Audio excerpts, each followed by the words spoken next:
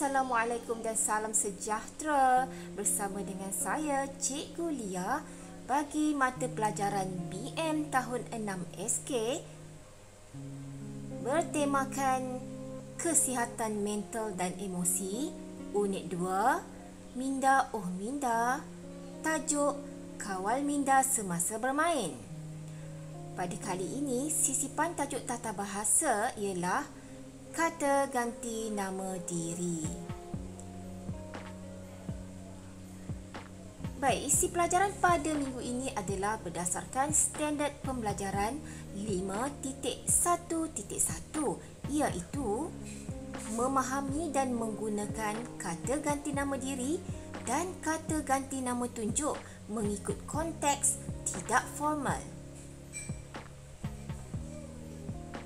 Objektif pembelajaran pada hari ini ialah diharap murid dapat menggunakan kata ganti nama diri dan kata ganti nama tunjuk untuk melengkapkan dialog. Seterusnya, menggunakan kata ganti nama diri dalam ayat dengan betul. Jadi, sebelum itu, cikgu nak terangkan tentang apa dia kata ganti nama diri. Kata ganti nama diri ni kita dah belajar sejak daripada tahun 1 lagi. Masih ingat tak? Kata ganti nama diri ialah perkataan yang digunakan untuk menggantikan nama diri dan nama tunjuk. Kata ganti nama diri terdiri daripada kata ganti nama diri pertama, kata ganti nama diri kedua dan kata ganti nama diri ketiga.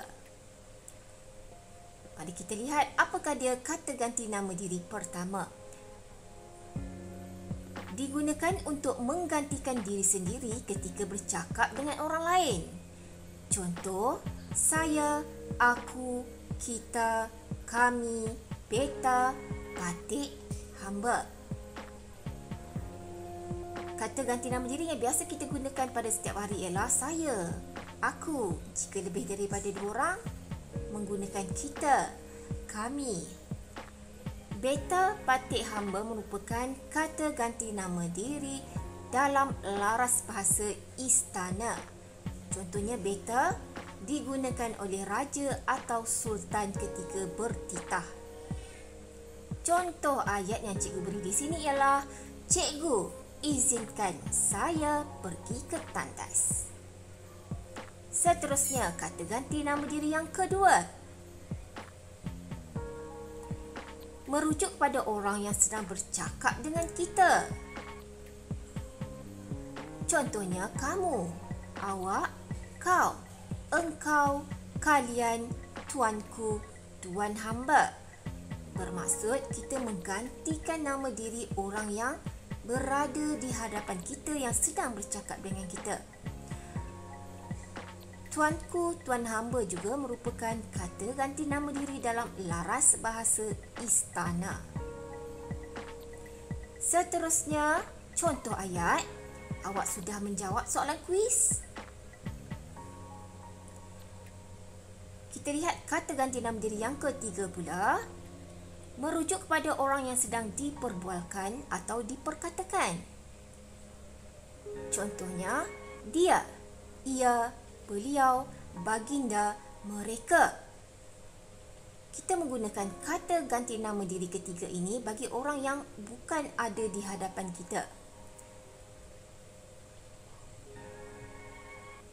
Contoh ayat yang cikgu beri di sini ialah, Kakak Fatin sudah menamatkan SPM. Dia sudah melanjutkan pelajaran ke universiti. Seterusnya, mari kita lihat apa dia kata ganti nama tunjuk. Kata ganti nama tunjuk terdiri daripada kata ganti nama tunjuk umum dan kata ganti nama tunjuk tempat. Kata ganti nama tunjuk umum digunakan untuk menunjukkan sesuatu objek. Contoh, ini, itu.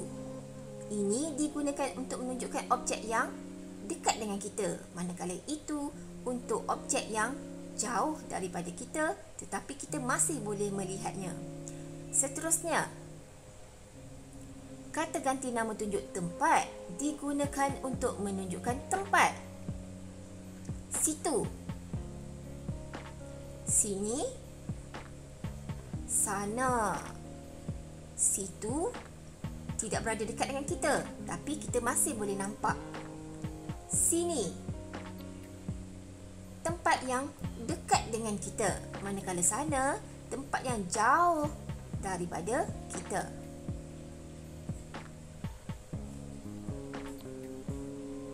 Baik, cikgu harap murid-murid bersedia dengan buku teks Bahasa Melayu tahun 6 dan sila buka halaman 22.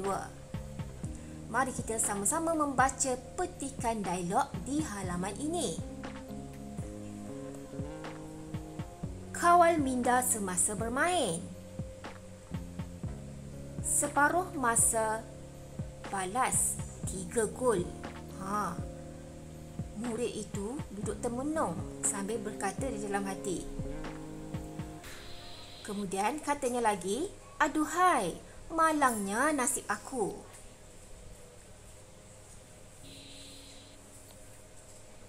Seterusnya ada seorang sahabatnya yang datang. Mengapakah kamu bermuram di? Ada tempat kosong di situ. Kata murid itu, saya kecewa akan prestasi saya. Seterusnya, datang lagi seorang sahabatnya dan berkata, usahlah kamu berputus asa. Tempat kosong, mahu melihat kehebatan. Tempat kosong, mereka memujuk kawannya itu. Seterusnya, tempat kosong, menunggu kamu di. Ada tempat kosong lagi. Mari, tempat kosong, ke tempat kosong.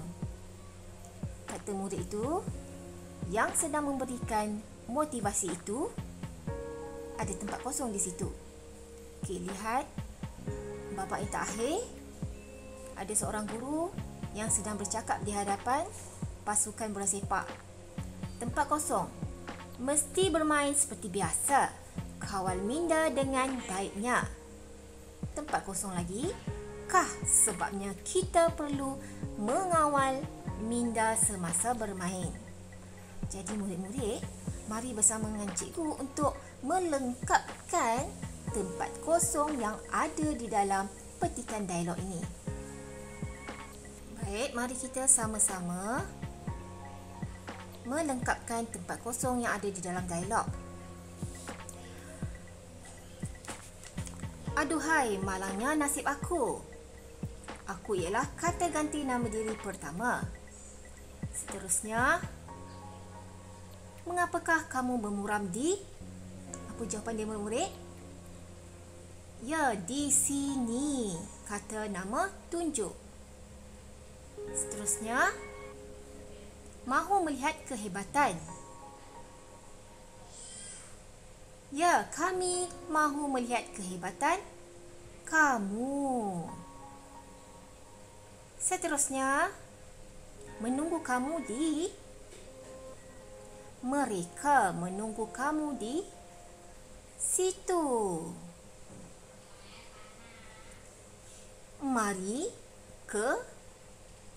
Mari kita ke situ. Yang sedang memberikan motivasi itu, apa jawapannya? Siapa? Siapa kata ganti nama diri ke? Kata siapa ialah kata tanya. Mesti bermain seperti biasa. Kawal minda dengan baiknya. Kalian, kerana murid-murid yang berada di hadapannya lebih daripada seorang. Kawal minda dengan baiknya. Kita perlu mengawal minda semasa bermain. Apa juga ialah kata tanya.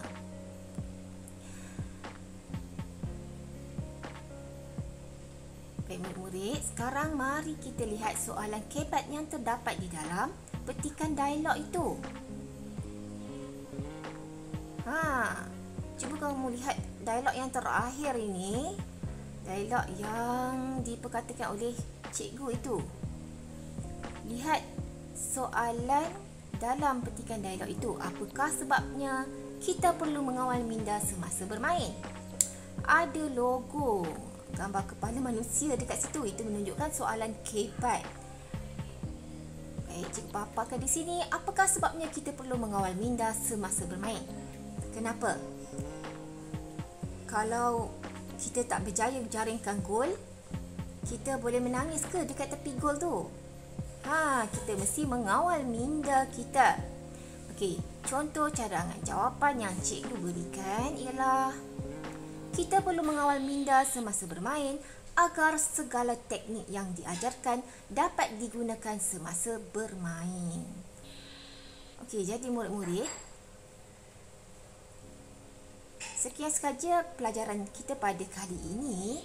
Cikgu akan berikan latihan tambahan supaya kamu semua lebih faham tentang tajuk kata ganti nama diri ini serta kata nama tunjuk.